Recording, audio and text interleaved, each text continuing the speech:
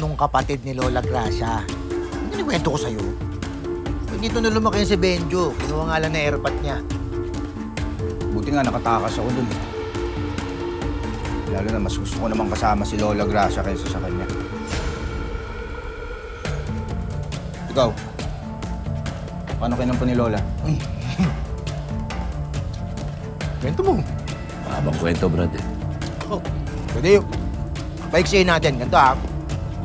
Natagpuan ni Lola Gracia to doon sa may punduhan. Meron po lalaki doon. Natagpo ang walang malay. Ano nangyayari dyan? Ako! Tulungan nyo! Mek, sino yan? Sino yan?